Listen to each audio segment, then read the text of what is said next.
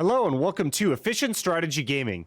Today I'd like to show you guys something that's game breaking in Victoria 3. As you can see, we're playing as the North German Federation and I have 286 construction slots here.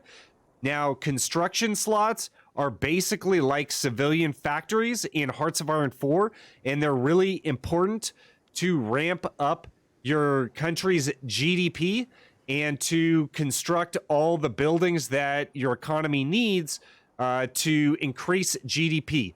So let's get into it here. The first thing that we're going to do is pretend that we're on turn 1 of the game. You're going to click on buildings, then you're going to go over to development. And under the development tab here, you can see that we have barracks and conscription centers. And under these tabs, what you have are different types of infantry that you can assign your army, and you also have different types of artillery. And what actually happens here is the infantry and artillery are quite expensive, and almost every country is going to have perhaps several types of infantry and a certain type of artillery that they start off the game with, and this is going to be very expensive. So if you're not going to war turn 1, what I would suggest that you do to become budget positive is to change your infantry to the cheapest type and your artillery to the cheapest type. And right now we are 64K budget positive, and just to demonstrate to you how powerful this is, if I go to the most expensive equipment and then I let a day pass, now we're in budget negative 44K. So that was a 100K swing just by readjusting the composition of my army. So if you do this turn 1, you're not going to see as much of a swing, but you basically are going to be way budget positive. And then what you're going to do is in your construction queue here, you're going to start building more construction sectors until you're budget neutral or perhaps even a little budget negative.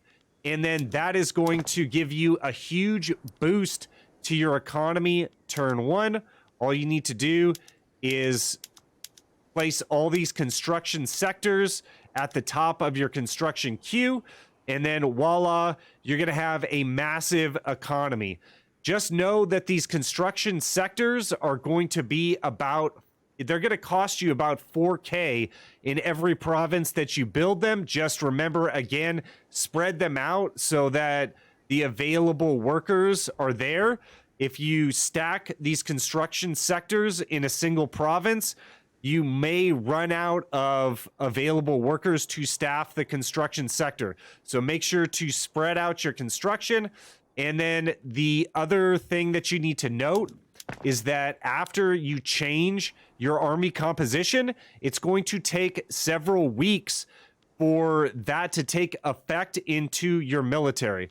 So immediately you can change the army composition to save on your budget, but the trickle down effects of your actual, we'll call them divisions, won't be seen for a few weeks. So if I'm going into a war and I want to have like better troops and I have really cheap troops, I'm going to need to modify this maybe a month before we actually enter into the war. And then the weapons, the better weapons, will trickle down to your divisions. And then once the weapons are there, the divisions get trained, and then hopefully the war goes off on time and you're able to win the war. So toggling between the different levels of infantry can be a huge economic tool for your benefit. If you enjoyed this guide here on Victoria 3, please leave a like and subscribe down below, and I'll see you on the next one.